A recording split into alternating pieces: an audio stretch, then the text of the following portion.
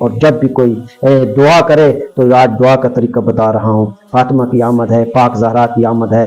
آج پھر دعا کا طریقہ صحیح سمجھ لو. صحیح دعا کا طریقہ جو ہے اس انداز میں ہے. یہ میری طرف سے تحفہ ہے مومنین کے لیے کہ جب بھی دعا مانگے اس طرح سے دعا مانگے، کسی بھی زبان میں ہو. اردو میں آپ دعا مانگ سکتے ہیں، پنجابی میں مانگ سکتے ہیں، سندھی میں مانگ سکتے ہیں، تمام اپنی جتنی بھی کسی کی کوئی مادری زبان ہے اس میں یہ دعا مانگ سکتے ہیں. میں اردو کے اندر یہ آج بتا رہا ہوں، آپ اس انداز میں دعا مانگے، انشاءاللہ اللہ اس دعا کو رد نہیں کرے گا.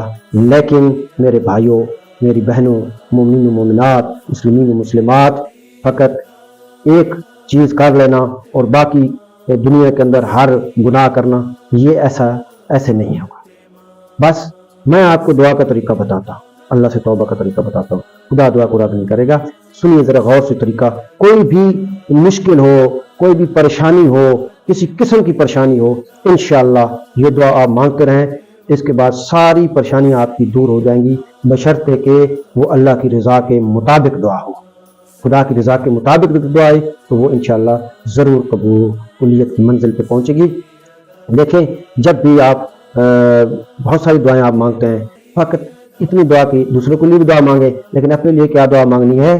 دعا کا یہ طریقہ ہے، اے اللہ میں تجھے فاطمہ زہرا سلام اللہ علیہا کے حق کا واسطہ دیتا ہوں، اور ان کے بابا کا واسطہ دیتا ہوں، اور ان کے شوہر کا واسطہ دیتا ہوں، اور ان کے بیٹوں کا واسطہ دیتا ہوں، اور ان کے آپ میرے اللہ تمہارے اور ان کے درمیان جو راز ہے میں اس راز کا واسطہ دیتا ہوں.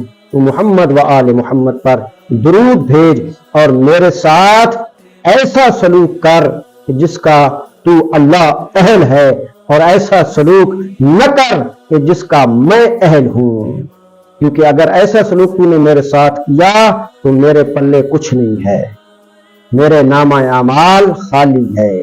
میں گناہوں کی معافی مانگنے آیا ہوں، میں توبہ کرنے آیا ہوں، میں تیرے دربار میں اپنے سر کو تسلیم خم کرنے آیا ہوں. میں نے جتنے گناہ کیے ہیں وہ شہوت انسانی کے تحت کیے ہیں، نہ تیری دشمنی میں کیے، نہ تیرے رسول کی دشمنی میں کیے، نہ تیری اہل و بیت کی دشمنی میں کیے ہیں. میرے اللہ تجھے ان کا واسطہ، یعنی پاک زہرا کا واسطہ، پاک زہرا کے بابا کا واسطہ، پاک زہرا کے شوہر کا واسطہ، پاک زہرا کے بیٹوں کا واسطہ، اور ان کے حق کا واسطہ، اور ان کے درمیان جو راز ہے ان کا واسطہ، یعنی ان کے اور تمہارے درمیان میرے اللہ جو راز ہے اس راز کا واسطہ.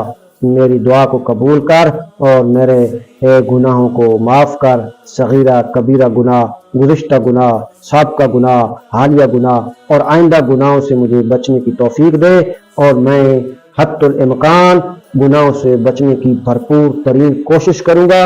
گناہ کے نزدیک نہیں جاؤں گا، کیونکہ میں پاک زہرا کا غلام ہوں، پاک زہرا کا خادم ہوں، پاک زہرا کا ماننے والا ہوں، پاک زہرا کے حق کو ماننے والا ہوں، پاک زہرا کے دشمنوں سے بیزار ہوں، پاک زہرا کے دشمنوں سے دوری اختیار کرتا ہوں. پاک زہرا سلام اللہ علیہا کو عورتوں کی جنت کی سردار مانتا ہوں، ان کے بیٹوں کو مردوں کے جنت کے مردوں کے سردار مانتا ہوں. وہ مردوں کے سردار ہیں جنت کے، یہ عورتوں کی جنت کی سردار ہیں، خاتم النبیین کی دختر ہیں.